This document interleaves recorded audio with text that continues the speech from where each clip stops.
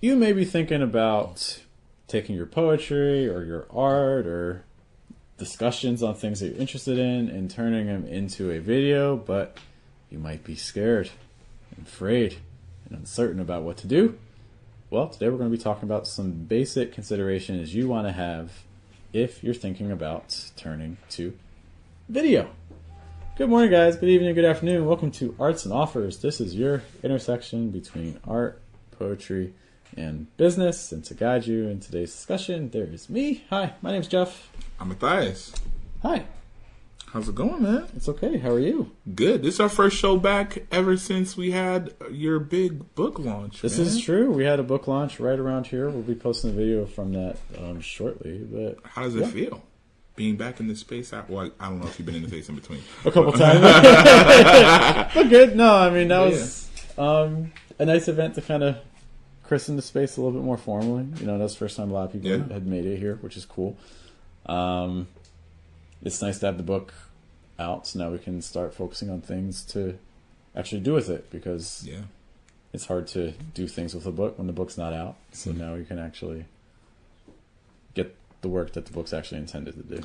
Yeah, and it's cool because, I mean, and the more that I was thinking about it, me and Ajane, like, as we were driving home, I'm like, I think being in this space with the book and with you kind of elaborating more on the book and talking about the book, I'm like, I think this is kind of like the perfect kind of like human export of like the Diversus kind of mission.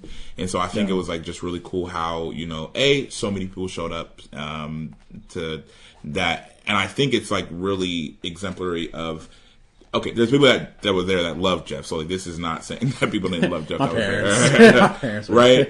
But I think it's also about the people that were coming because it's like they really believed in the mission. And they really believe in like what is happening and what the potential is for not just what Jeff is doing, what you're doing with Diversus, but what Diversus is doing with the poetry community. I think there's like a ton of poets there that were like, oh, I know Jeff because Jeff has looked at my poems, or I've come to this platform and I've discussed my work and how to push my work to the next level. And I think that, again, you have the book that is this hard copy, very cool. Where's the book at? I can grab a copy. I'll grab a copy as you keep talking. That should be so. But you have this like hard copy, kind of tangible object in real space that again is a really good representation of what Jeff is doing. And now that you have this thing, let's take a look at this bad boy. Look at it. Look, the nice hardcover, black pages, white letters. Grab it, just look at the barcode and memorize this barcode. And then just tell this barcode to Amazon. Or you can go to diversuspoetry.com/meditation. You could do it the easy way if you want. But it's just, I think that like having this out in the world is naturally, I think it's going to be a really great experience, I think, for you and for Diversus. But I think that the people that I am really excited for, and I would include myself in the number, is people that are figuring this kind of journey out, that are like, man, there is something that I want to do. There is a road that I want to take with my art. Not even just for poets, you know what I mean? But like, I guess right now when we're talking specifically about poets and some of the stuff that we're talking about today, if you're like, hey, there's a road that I want to go down that I don't know kind of how to sort out my thoughts and feelings around it, like this is a good pathway there. It's going to ask you, I think it's going to give you the right questions to be asking yourself in that road. Yeah, because I mean, it's not, I mean, I did include a couple of specific tactics that you can try doing with approaching your art, but I think the bigger thing is the encouragement, and it's the questions to be considering, and it's the mindset to be trying to adopt in order to move forward independently. I think those are the bigger things, because it starts off with mindset. It's hard to do anything if you don't have the right mindset about it. So hopefully this book can help you attain that if you don't have it already. Yeah. So many people kind of come in, I think it was I was talking to Matthew Vaughn, actually, really cool poet. I guess he's based in Detroit now, but Dayton. or not Dayton, Yeah. not Detroit, Dayton Yeah. now. But for when I met him and for a really long time after that, he was based here in Columbus, especially as like a youth kind of coming into the poetry scene. And I think one of the really cool things that me and him were talking about, that I know that he is a person that is going to really be able to use this book, and really, I think it's going to kind of give him some new thoughts around like what he's doing. Is he's a person who he came into the poetry community. He was a great performer, great writer, and he's like thinking community based, and he's thinking about things to do in the community. And so I definitely think he's a person who, he's had real life. You know what I mean? Like everybody's had real life, but like a lot of times, like we're only thinking about like the stuff that's happening in our poetry lives, but he's had things that are happening in his real life developing. Shout out to the kiddos and all that good stuff. But I think that now he's in this space where he's like considering like what he's doing with work. Yeah, I know he'll talk. I mean, I don't want to put all his stuff out there. He has some really great ideas. He does. For what he's doing out there, and I'm excited for, again, what I think. Even if you're kind of already starting on that journey, I think this book is going to be able to, enhance those thoughts. Because like, I think a lot of times I'm thinking like, oh, I kind of have this thing figured out, but Jeff will in real time, he'll either ask me a question or he'll posit like a scenario that I think is really poignant and something that I can really navigate a little bit better with. So yeah, shout out to y'all. Like y'all get an asset to use in your journey. Like I'm excited for y'all. Yeah. So, and I think that speaks to our topic today too, because video is where a lot can start. It's like, for instance, a lot of these discussions I've had with people, if you're watching this and we haven't, met in person, the only reason that we've even started this relationship is because you found me through video, in terms of my students, I don't do a lot of like marketing. I don't pay for ads. I don't do cold calls for clients. Everything's inbound. People see what I produce online and then reach out to me. And that's for my teaching business. And that the same is going for poetry as well. Video is a really powerful medium, and that's why I think everyone should really be starting. And you, in addition to all those things that we've been discussing, everything that we have right now with regards to the verses is in no small part because of video. And so if you're thinking about turning to this format for your art and bringing your art to people, then I think it's going to be really valuable for you. But there are some things that you want to be considering, because the idea of being in front of a camera for a lot of people is a nerve-wracking experience, and I want to try to minimize that for you, because it doesn't have to be that way. For sure. Let me just turn around that ISO a little bit for this guy. Yeah, and I think about I think when we're talking about kind of all the other assets that you can kind of use in your poetry journey, the really cool thing about video is that in a lot of ways the same way with like voice recording, but kind of in like a larger way, I think it's going to be able to aid you in just like presentation just in general, because I don't know, I was reading like some like article where it talks about like like humans being able to perceive themselves was like this, like with this level of perception is like it's offering something different evolutionary wise.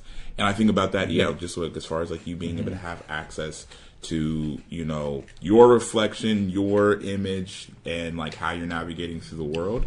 I think that can be like really useful and important to actually your goals in poetry. There are things that video demonstrates to you that you're not aware of, and this also is true for audio. One, you don't know what you sound like. You just don't, because when you talk, you're talking through your skull, so that means that you're talking through bone. You're talking through physical objects that increase the amount of vibration that you hear, which creates a disconnect, right? So when you hear your actual voice in a recording, you're like, I don't like how I sound, because it sounds different to you than how you think you sound, because your listener, thankfully, is not inside your head, so they don't that get we that, know of, right? For now. Unless you signed up for like Elon Musk. Yeah, that's exactly what I was thinking. Right? How did you know what I was thinking? So your listener doesn't have the experience of the vibrations and things like that. So when you hear a recording, you're hearing how other people actually perceive your voice, and it's jarring, and that disconnect causes tension because you're used to hearing yourself in a context that no one else really experiences. Yeah. So by using recording more, you become familiar with how you present yourself. And then when you add in the video component, now you're also becoming aware of what are your physical kind of tics. What are the things you tend to do with your hands? What are the things you tend to do with, your posture? What are the things you tend to do with how you walk and your facial expressions? And again, because you're not used to seeing yourself in that context, almost getting that like third person view, again creates a sense of unease. Yeah. And I think kind of being able to study I think we do a lot, and I'll take this like over to like some of the actors and stuff that I work with. Like sometimes like actors will have like tics or things they'll do. I had one actor, she would be, because she was really good at memorizing lines, but she would memorize the whole page. So because she memorized the whole page, she'll say her line, and then you can see her kind of like mouthing the lines like other characters. And not even intentionally. Like I think it's like a timing thing. She's like no. It's like okay, now I go. Now this person goes, and it was also like one of the harder things to do is to be like, don't look at the next character who has lines until they are speaking, right? Because like in conversation, you might like if there's like a third person sitting at this table and we're having a conversation, if I'm looking at one person because that person's talking, if I know Jeff is gonna cut him off, like that's gonna like I'm gonna be like, now it's your turn, as opposed to Jeff maybe cutting this person off and then me looking over because of that interruption. And so which is just to say that like without the ability to, again, sometimes I'm telling actors, I'm like, hey, I think like you're kind of doing this a punch too soon, and I think you're kind of mouthing, and like they just don't believe me. They're like, no, I didn't feel myself doing that at all. And I think that about like when we're doing like either this kind of video like this or like poetry videos, sometimes it's really hard to be like, hey, like these are your tics. These are the things that you do very often. This is why athletes do tape. This is why everyone does tape, because you can't hide from it. It's there. You got it on record. It's the same thing. I think about baseball and like pitchers tipping their pitches, right? Yeah. It's like whenever I do this one jerk with my left hand, then that means that he's about to throw a curveball or something like that. And you don't know you're doing it, obviously. But you watch the tape and it's like, oh, I'm always doing that. Or you like shooting form in basketball or like football, like starting coverages and things like that. Tape is, even if you don't put your video out in public, but just make it for yourself, you're going to learn so much more about how you're presenting. Yeah. And so I think we've talked a lot about reasons why video is really valuable. Mm-hmm. I can say also as a teacher, I have a program, and in fact, this is something that if you're interested in, so we have a program called Magnet Lab where people send in videos. So for instance, we have poets in there that send us videos of themselves, reading things. We have people that are learning English doing the same thing. Like they're giving presentations, they're creating videos for social media, and they're like, hey, I want to be better at communicating. So we look at people's videos with this in mind. If that sounds like something you'd be interested in, and kind of studying videos, check us out at diversepoetry.com/magnetlab, because that's entirely what we're talking about if you're trying to get better at presenting yourself on video. So now let's kind of just talk about practical tips when you're in front of the camera. Maybe you're not used to it. Maybe we kind of just take turns about maybe go through like 5 or so practical things to consider. I'll go first to kind of tee you up. Yeah. When you're on video, you're not just recording your voice, it's the whole package. And one of the things I talked about a lot, we also talked about this at the Arts Festival, not this year, but last year, is if you immediately want to make yourself sound a lot more expressive and not sound flat, the very first thing I would recommend for you to do is don't worry so much about the words, but worry about your body. An example that you can do is write a script for like a 5 or 10 second introduction for yourself. Like say like your name, who you are, where you're from, and maybe your job, And my challenge for you is keep your hands at your side the entire time you do that introduction. Then record it again, but this time make sure that your hands never stay static. Your hands have to be moving the entire time you talk. Compare the recording from when your body was stiff versus when your body incorporated movements, and you're going to be surprised at the changes that are automatically going to happen to your speech just because you incorporated body language. Some other things you can try doing too, if this sort of exploration creates some big differences for you, like try smiling for like 5 seconds. You can even count like 1, 2, 3, 4, 5, and then give that introduction again. And then try frowning for 5 seconds. So like 1, 2, 3, 4, 5, and then give that introduction again with a frowning face. And just note the differences that are going to happen. You probably even heard it a little bit with what I just did right there. Pay attention to how it sounds different, because what you're going to find in general when you do the smiling, you're going to see things lifting, higher, brighter, and then when you do sad face, you're going to find things dropping, lower, heavier. So all of that to recap, if you're trying to get more comfortable on video or appear more confident on video, the very first thing is don't just think about what you're trying to say. Think about the body language that you want to accompany it. Yeah, and I want to maybe add something onto that kind of exploratory phase without maybe necessarily adding another, like a different thing. One of the things that we do whenever we are working on like actor reels or like audition tapes and things like that, especially, and I do this especially with whenever I'm working with like somebody new, like, so it's like a new actor that I haven't worked with before. What I do is I position the camera much like this, and then I just sit on the other side of the camera, and then we just have a conversation. And I try to be, as you might know, I'm kind of funny, so I try to just be like as light and just like regular as possible. And a lot of times I don't even tell them, but I think it's fine if you're kind of aware of it. You know what I mean? Because it's kind of like difficult because the camera's pointing at you. And I think the thing that helps you do is we'll record this, we'll do this, but I encourage people to do it at home.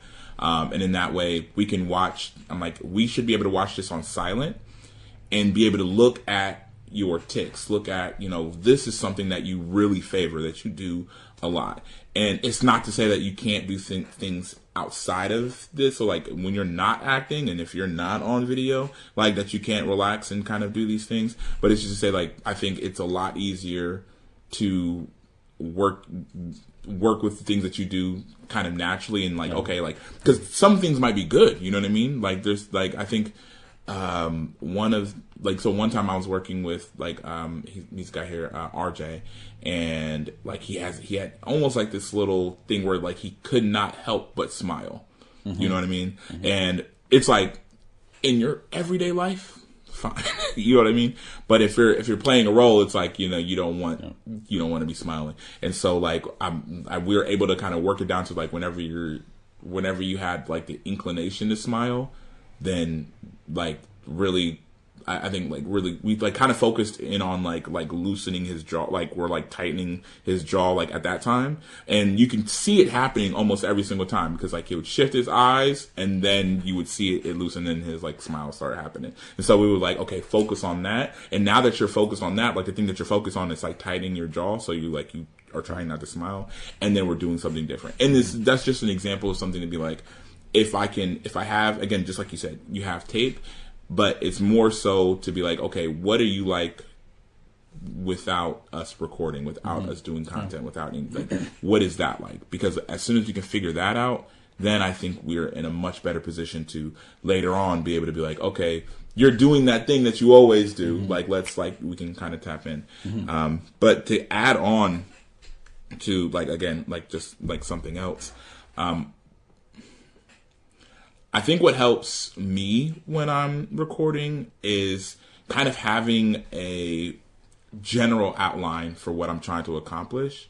Like you can kind of go freestyle sometimes. Like I don't think that's like necessarily an issue, but I try to I have in mind like, okay, how long do I want to be recording? Like how long do I want whatever I'm working on to be? And if I have an idea for that and I have an idea for what I want to talk about, I make kind of a general outline. I have this tool that is like kind of like a teleprompter at home. And sometimes what I'll do is I won't even put everything that I'm talking about on the teleprompter. Mm-hmm. I'll just put these bullet points, and these are things that, I want to talk about in front of the camera. And I think that really helps. Let's talk really quick about just having worked with students that have to deliver speeches or presentations or public speaking talks. Please don't script word for word. Please don't do that. Because what's going to happen is you're going to get so attached to what was actually written on the page, word for word. The bullet point strategy is so much more effective because this is ideally how PowerPoint works. In PowerPoint, you're not really even supposed to have any text at all. Max like 3 words a slide. It's really supposed to be reminders. Like an image is perfect. You see the image, and then the image reminds you of the story or the thing that you're trying to elaborate on. Yeah. And what's going to happen as you practice that is every time you practice it, it's going to be a little bit different. You're going to change some of the words, but the story, the central themes are going to remain the same. And that's going to then lend it an air that feels a lot more natural. You can tell when someone's reading off a teleprompter. Yeah. You can just kind of track their eyes. There's little movements, or they're almost it's too perfect in a lot of ways. So we want to maintain that sense of being human. Yeah, well, and I think that there is something, because it's like, whatever you're talking about, the goal is that you maybe more about it than you would be able to even explain by just like saying it word for word. I even talk about, so like when we do like the program at Ames, we're talking to kids about, like art and all this other stuff. But if they have like an assignment where they're like, okay, I have to talk about this, I have to explain this, the real test isn't whether or not they can memorize what the words are. The real test is whether or not they can explain it themselves, because that's like internal. You know what I mean? Like, I think that because you can memorize, like you can memorize like a Whitney Houston song, right? And you can know it front to back. But I'm like, there's probably some depth and complexity to that song that maybe a 7th grader is not going to just know and be able to access. But if you talk to us, or if you talk to somebody like Elsie, you might, or like, somebody that's just a lot more familiar, they might be able to kind of access that. So yeah, just like the idea that you have these bullet points, and again, I mean, yeah. So it's just say the fact that you have these bullet points, I think what that also means is that there's work happening in the background where you're getting as familiar with the concepts that you're talking about as possible, so that when you're looking at the bullet points, it's not just, you're not getting just a couple different words, you're getting an entire topic that you can resource in that space. To connect this to poets who might be like, well, I have my poem memorized. Or like, I don't have my poem memorized. Then I think that in some ways it might actually be, believe it or not, an advantage not to have the poem memorized, because I think sometimes if you have it memorized, you're almost too stuck into, it can feel too polished. It's too prepared. You've done it the same time every time. A lot of times if you have it memorized, you ever have that friend that's like performing a poem, and every time they perform a poem, it's the same poem every single time? Yeah. In terms of like how they memorize it. Like, it's like you have an idea, they're going to go loud here, they're going to go soft here, they're going to shout at me here, they're going to go... Like, it's very... The staging is very predictable, because it's almost like... it's almost petrified in terms of how they set it up. If you have a poem that you're reading and you don't have memorized, fine. If you want to use a teleprompter, you can. It all kind of depends on the vibe you're trying to go for. But I think, for instance, like reading, it's almost the idea that when you're reading, you don't want to read word for word. You want to kind of read in chunks, like group words together. So then, like, when you have the chunk, that's when you look at the camera and you remote.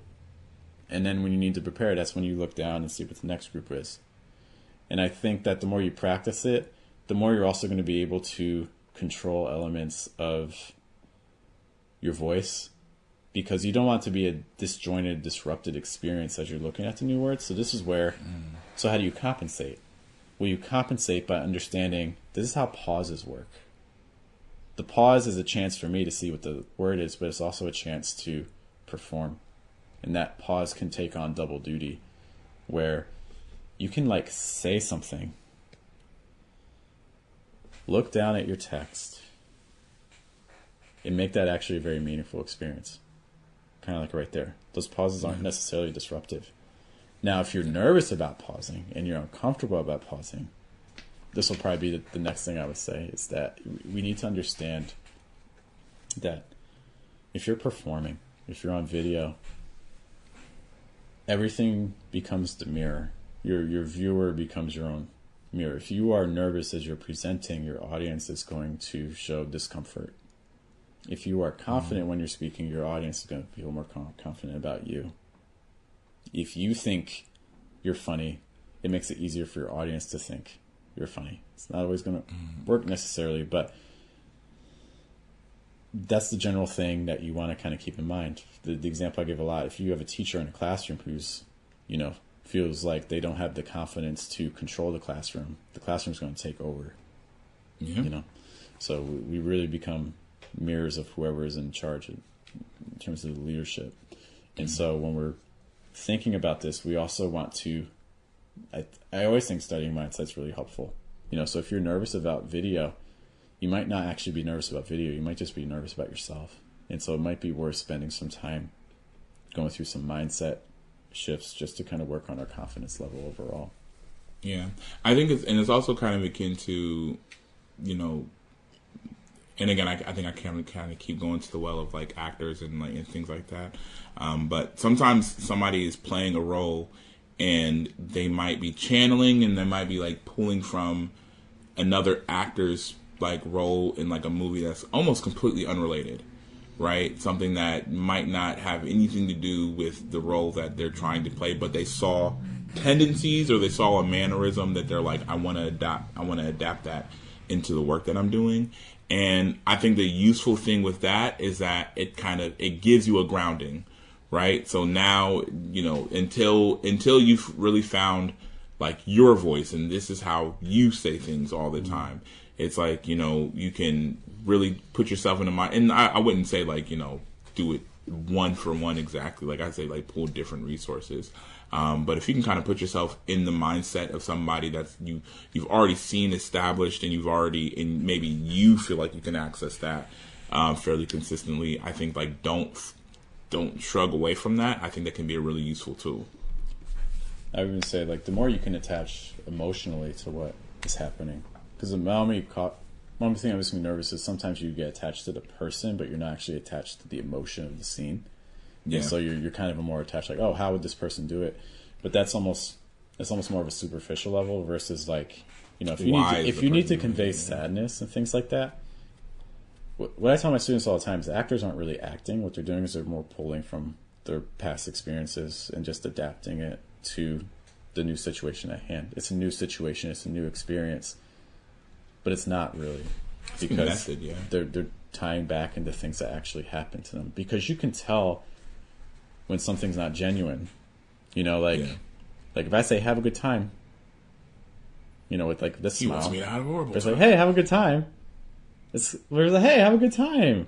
It's like, hey, have a good time. Like all of those mean different things, and if you're not able to, one, read it with all those different levels, and then two, achieve all those different levels of nuance, there's going to be a disconnect, because consciously or subconsciously your audience is going to be able to detect when you're conveying something that's genuine versus something that you're not actually feeling. Yeah.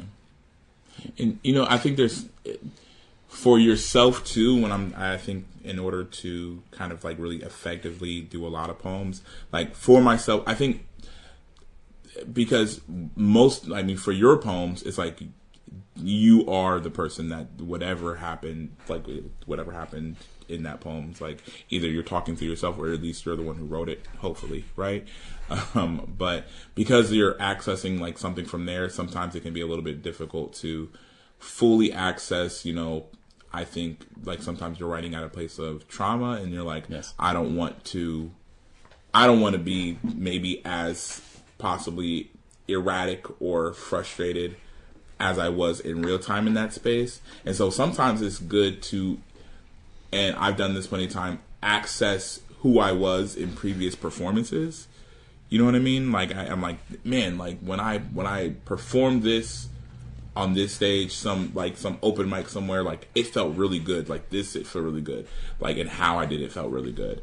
And the thing that at least I'm able to do, and I don't know if it's like a super common thing, is I'm able to be like, okay, well, let me, as opposed to being on this stage, let me imagine myself on the stage that I performed this really great, like that I felt in my body. Like how was I? What was my how was my posture? I would even think about like, what did you eat that day? Like what was going through your mind? Like what was kind of like the energy you had that day? Because I think if you can access that, I think it can lend to a much greater continuity across like performances, and that's also including performances in front of the camera.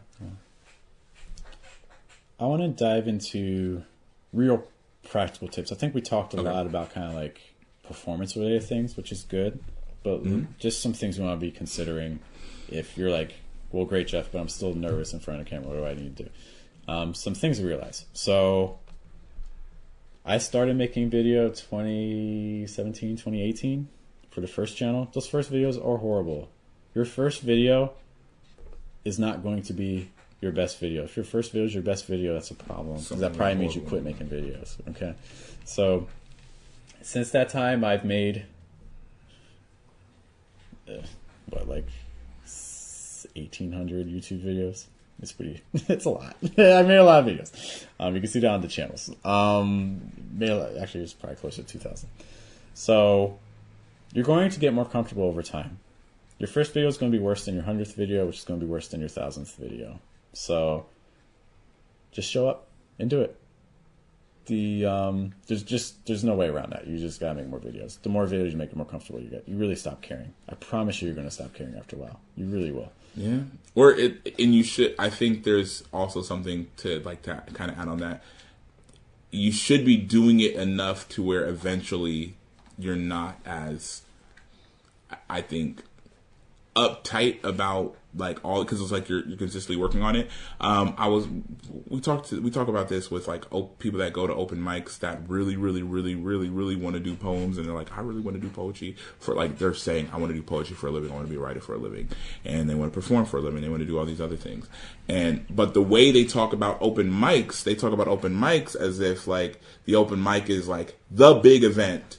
And so because the open mic is a big event, like you'll have an open mic that happens once a week, and they only perform once every other month. They're like, okay, I think this poem is ready, now I'll perform. I'm like, you have to it's exactly like you said, understand that your first time being on stage, it's going to, like, even if you're proud of it, which I think you should be proud for getting on stage. So like, this is not me being like, get up there and like be horrible with yourself. But I'm saying that you should be proud for getting on stage, but you should also understand that your first time getting on stage is going to be horrible in comparison to the 50th time you've gotten on stage, and then the hundreds, and then like, the 500,000s and all. And I think that there is again, when it comes to like making videos and like being in front of the camera, it's like this understanding, like once I know for sure that these initial things are going to be bad, it makes it, it helps me not treat them so tenderly when I'm making them, because I'm like, I have to get my 1,000 hours in. I have to get my 10,000 hours in. The one thing I'll say is that everyone's on a different cadence. You're not in competition with anyone else, because no one else has gone through the exact same experiences we have. Because we're all on our own path. Sometimes I have students that come up to me and they're like, Jeff, how long is this going to take? And it's a horrible question, right? Because I have no idea about what your context is. So what I usually end up asking them is, what's your current context? How much time are you putting in right now? And they'll tell me, oh, well, I've never studied. Or, well, I do 5 minutes a day. I do an hour a day. I do 2 hours a day. Whatever the cadence is. So then the next question is, are you satisfied with the progress you're making? Because this stuff is relatively predictable. If you put in an hour a day, the results you're going to get are hour-a-day results. And hour-a-day results for some people might be really great. They might be perfect. But for other people, they might want more. Regardless of where you fall on that spectrum, let's not hide from the truth. You're getting the results for what you're putting in. So if you want change, the only way to change is to change your cadence. Because you already know what the results are going to be for what you're putting in. So if you're trying to get comfortable with video and you're like, I'm not getting more comfortable, well, then you have to ask yourself, what's the cadence I'm putting in to get comfortable on video? Yeah. And if you're not satisfied with the result, objectively, it's already predictable because you're getting results for what you're putting in. You know, Yeah. so don't shy away from that number. Yeah, there's not like a, and I think this is kind of the thing that a lot of people expect. I think people expect for, if they're like, hey, I need help with like making videos or how to like build like a better video catalog. It's like that somebody's going to tell them something like, in this next sentence, you're just going to be way better at it. It's like whatever advice that, so like I was like working DP for like a set, and like I was like looking at this person's like setup, and like for this scene, like the writer like had everything kind of set up for like this scene that they were shooting. It was like this like essentially it's like a killer was like running after somebody, and they had like went into this little corner, and like that was like the scene that they were shooting. And like when we're like looking at the scene, like the thing that I'm thinking is like, you know, I think your light's off. Like that's the problem. Like the lighting is off. And me saying that is like, it might improve something tangibly right there in that moment, but it's not going to mean that like every other thing that was like an issue, or there's like might be issues with your process, aren't still issues, or that you even figured out lighting because I told you one thing about lighting. Yeah. And the same thing with, again, when we're talking about like making video, it's like no matter what advice, because like somebody could give you tangible, real advice that you can take away and it can be beneficial for you, but regardless of what they're doing, it's not gonna make the kind of impact that's gonna create a lasting great effect if you're not consistently working with it. Mm-hmm.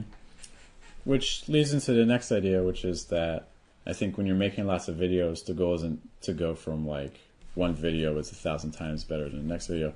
There's a concept of you just get 1% better. So the next video that you make, improve the audio a little bit. Understand how a noise gate works. Like learn a new skill related to audio and apply that to your next video. The next video you make, work on lighting a little bit. Maybe add a hair light or something like that. You know, so it's just every video ask yourself, what's one tiny thing I can add to this video that's different than the previous video? And what you're going to find over time is that suddenly after you make 100 videos, you've learned 100 different skills. You've learned better color grading. You've learned how to audio correct. You've learned how to pan. You learned how to zoom in. You learned how to zoom out. Like it's whatever it may be. You learned better cropping. No one's expecting you to learn all those skills for one single video.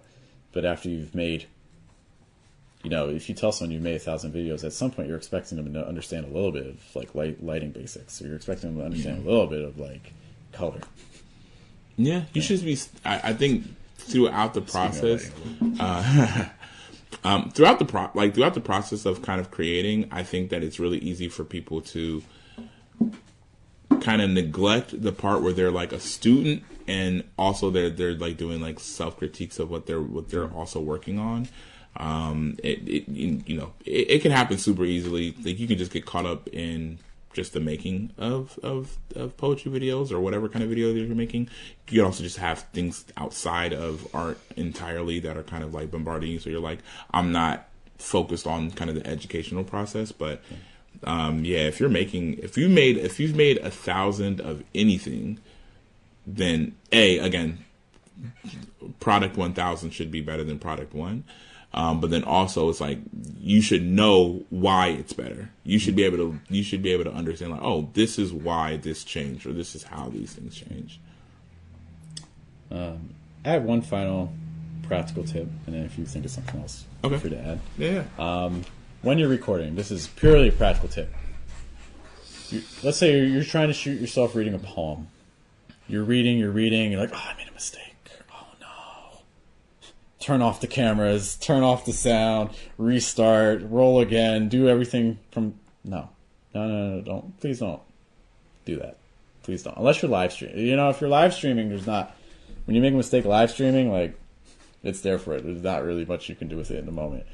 But when you're recording, one of the nice things about recording is the editing. The editing is what makes the recording.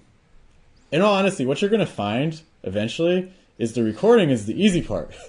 The recording itself, it takes the shortest amount of time, in all honesty, because the setup takes longer, True. The breakdown takes longer, the editing takes the most time. The editing is what makes the video. The actual recording, that's the easy part. Okay. Yeah. In the moment, it can be a drag. You're like, oh, I have to move the camera over here. I got, you know, don't get me wrong. It is work, but like that's actually the easy part. You want to keep rolling because when you edit, you can crop pieces together. You'll be like, oh, I like how I started the poem. I didn't like how I said that one line. So let me just re-say that one line, and then in the edit, you can move that over there. And there's things you can do to make it feel relatively seamless. Like, for instance, maybe you change the camera angle or something like that. So, for instance, you read your one poem up to the mistake, you're panned in on this perspective. Then when you need to swap lines, maybe you'll pan in from a different perspective too. So like it'll look like a cut. Okay. But the audio is going to feel seamless. It's just that the video perspective is going to change. And then like you can play around with cuts a lot to create an experience that your listener has no idea you made a mistake anywhere. It's going to make it so much easier. It's going to save so much time versus like restarting the whole poem, and then you're going to end up with like all these different files, and then you got like, oh, there's file here. Which one was the file that I needed? Oh, it's from the third one, not the top one. So it's like, it's just, if it's all just together on one file, all the different takes are on one file just because you kept the camera rolling, it's going to make your process so much more streamlined. So that's one final kind of practical tip I would give. Don't stop shooting just because you made a mistake. Just redo it. It's not a big deal. You don't have to redo the whole thing. Just redo the part that you made a mistake on. Just a little practical. Okay. And I think to be clear also on context too. Okay. Because you're doing film. Well, speaking purely, especially making videos for like YouTube, or if I'm making a video of myself reading a poem.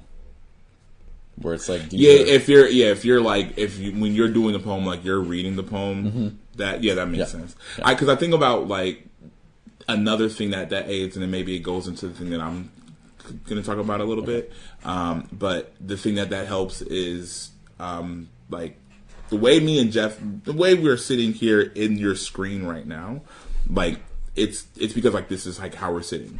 But if I stand up and I go get a glass of water and look at a book and then come back, I might sit down, position like just a tad bit different, just like, you know, and it changes what's happening in the background. It changes this, or like if the lighting might change because you're later in the day and stuff like that. So that's where I'll put like this. Like if I have a video where I'm recording myself saying a poem, and let's say that I noticed that like, oh, I moved. This is where the cuts become different. So you can't just, when I'm putting everything together, I can't just have one cut for that part where I messed up. Yeah. I have to make transitions and things like that throughout the video. So that way, by the time we arrive at the moment where I've made the cut, it's just going to feel like all the other transitions that I made. Because, like for instance, if every roughly 5 to 10 seconds, I change frame a little bit, I'm preparing my listener later on for when I cut later. They're expecting it because like, oh, he changes frame every 5-10 seconds, you know. So that way you can't tell the moment where I messed up because I've taken it out and I've changed it, but you're not going to be able to tell that because you're so used to all the frame switches and things like that.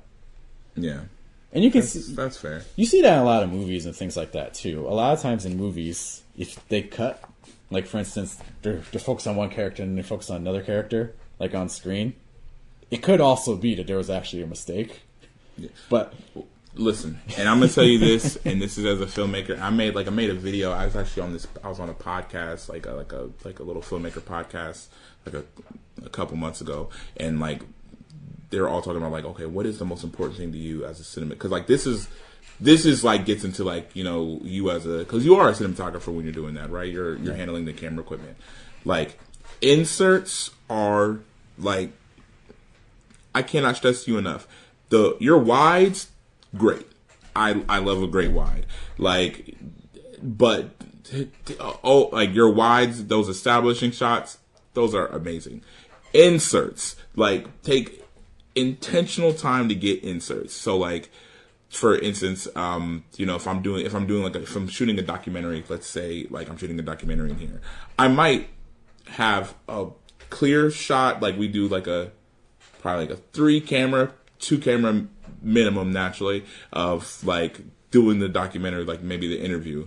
But I'm also going to take very intentional time outside of that to go around and just do some slow zooms, maybe do a couple pans, maybe get some like interesting angles, maybe get some like things of like people like picking up books and stuff like that. Because exactly like Jeff said, like the things that are a lot of times the thing that's happening was just like, it's also cinematic, right? Because it's like just looking at somebody straight is like not super cinematic. But looking at somebody and as they're explaining something, you're seeing them walk around, or you're seeing something slow mo. This like these are things that add some texture to your video. But again, so I think kind of the thing that I was gonna kind of lead in with, but also again, inserts incredibly important. Okay, I have one and a possible. The one is composition.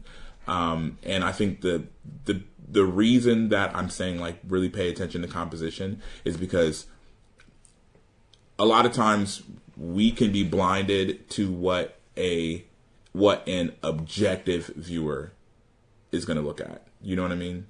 Like we're subjective. We're like, I'm watching this. How do I look? Is my shirt clean? Am I good? You might be worried about that.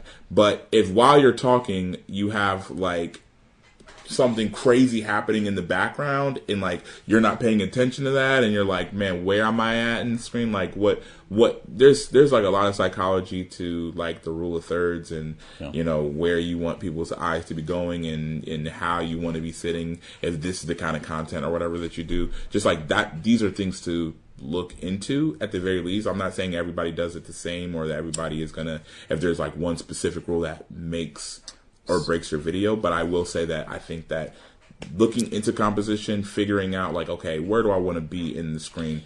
What do I want my viewer to pay attention to? And are there things that my viewer can pay attention to that are going to be problematic for my video? We are a literary organization shooting in front of bookshelves. Yeah. Right? Like, if you're recording yourself doing a poem in your bedroom, maybe make your bed. Maybe don't film yourself with the window right behind you. Please don't do that. We have a whole video that just talks about lighting basics. Okay, don't. In general, unless you're really going for some artsy special shot, you don't want a huge light source immediately behind you. Okay, you're not going to be able to see yourself. Not going to work.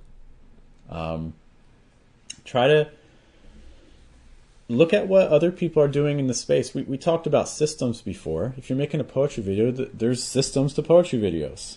In general, people are looking for, if you look at a lot of poetry videos, for instance, on YouTube, you're going to see books. Mm-hmm. You're going to see clean spaces. You're going to see a lot of white, minimalist background. Okay. Things like that. Watch other videos that are kind of doing the thing you're interested in and pay attention to what's going on in the background for those. And then see how much you can get your own background to kind of fit it. Okay. Mm-hmm. You can be like, no, I'm 100% original. I'm doing my own thing. You're going to create a jarring experience, which may resonate with some people. But the problem is that, again, everything we operate under operates under systems. So when you go against the system, people aren't going to, in general, systems are going to fight back. People are going to be like, this isn't a poetry video because poetry videos need to have this. Your video does none of those things. It's not a poetry video, you know? So Now, there's ways you can tweak it. You can be like, okay, well, I'm going to have books, but maybe instead of having them on a bookshelf, I'm going to put them like tree branches or something like that. Or you can play around when you understand systems. You can play around with systems, but you still need to operate inside the system because if you deviate too much, you're going to isolate. Yeah, it has to feel like intentional innovation as opposed to like sloppiness, right? Yeah. And I think about, a really good example of this is that is focal length. Like focal length is something that I think. Okay, so someone who doesn't know, if people don't know what focal length is. Okay, here's like our visual right now is a really good example. You're seeing us incredibly clearly, like hopefully if I focus the camera, but hopefully but hopefully this right here, it's like they're books, you know what I mean? Like that they're books, but they're not like super clear to where you can like kind of read the title of the books and things like that. And it's enough to where like anybody that's ever seen a bookshelf in their entire life before, they're instantly like, oh, these are books, but it's like it's blurry enough to where it's like you're not making things out. And I think about that when it comes to like maybe certain scenes or like kind of how you convey like emotion in other scenes and things like that. Because again, it's not necessarily that I think that if your biggest experience with cameras is like your phone, then a lot of times you don't really have to. You're not really paying attention that much to like focal length and things like that. It's going to be hard to do on your phone because your sensor on your phone. The cameras are great. Don't worry, phone cameras are wonderful, but the downside of the sensor is so small that if they do like an effect like that, most likely it's AI doing that. You're gonna look jumpy, like the foreground is gonna look like super like jumpy. It's almost gonna look like a green screen is in the back of you. Which is why if you're taking video seriously, you can still certainly do a lot with phone camera. And there's people that create, whole movies on phones, but there's things that phones can't entirely do which you don't need an actual camera for. Yeah. And you know what? I think that the sooner that you're able to make that transition, the better, even if it's not a great camera. Yeah. I was giving advice to, like, we're at this art gallery, and there was this photographer who he had been doing photography for like 6 years longer than me. But the difference between me and him is that he just didn't.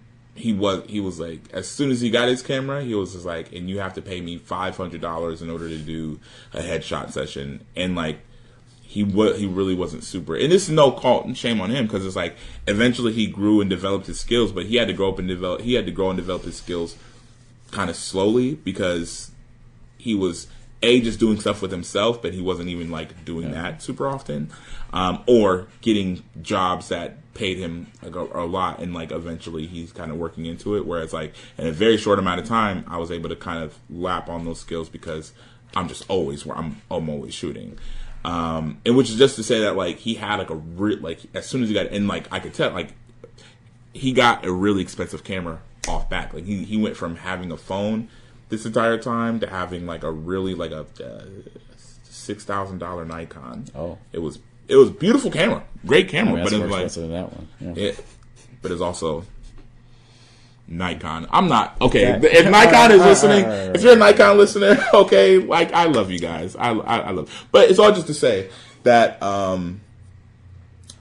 So I think that you don't need the best I think a lot of times people can get kind of competitive, and they're like, oh, I just want this kind of camera, I want this, I want this, I want this.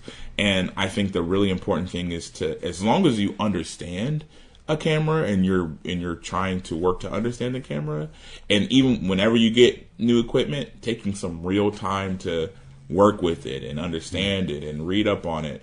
YouTube, oh my gosh, YouTube University has, I think, done more for my like filmmaker career than anything else, because I can just, if I have questions about how to convey something, how to do something with this camera, it's like 1,000 people have already made a video about the exact question. So yeah, just kind of getting to know your camera and getting to know your equipment can be infinitely more useful than just having the best equipment that you can buy with your budget. Which I know we've been going for a while, so maybe just like one final thing I'd like to add is that when you're making the videos, and this kind of goes back to your original point about like mindset, is don't make the video with the approach of like, oh, this is going to be horrible, or like, oh, I'm going to do this wrong, or this is going to be good. I would say if you can go into the videos from a perspective of curiosity, to me, like, oh, what happens if I do this? Oh, what happens if I do this? Like, instead of viewing the videos as like these like finished products, you can almost name them like experiments, like, you know, in like keeping tabs, like, this is what happened when I tried this. This is what happened when I tried this. So then the goal isn't like success or failure. The goal becomes more, what was the result? You know, so it becomes a lot less focused on product, and it becomes a lot more focused instead on process. So that'll be a final thing. Yeah, I 100% agree. Yeah, I think kind of going into any kind of project, thinking about, I think with a kind of curiosity towards even how you're making the project, you know what I mean? Like that, it's just, it's going to allow you to kind of open your mind up to more questions even in the process. And I think, you know, it's almost like that thing, like if you're trying to learn how to memorize something, like doing it before you sleep, because like that's when, you know, a lot of like that permanent memory is kind of locked in. It's the same thing. Like, I think trying to understand it while you're doing it is, you know, and not just going through the motions is going to help you. There's obviously a lot more we could talk about with video, but hopefully this gives you a start to find the confidence and optimism and enthusiasm to get started with your video project. Videos changed my life. It's changed Matthias's life, and I think it can do the same for you in ways that you're not even expecting. You know, honestly. Thanks for tuning in, guys. We'll be back next week with another edition of Arts and Offers. Once again, my name's Jeff. Matthias. We'll catch you guys later. Have a good day, have a good night, and a good afternoon.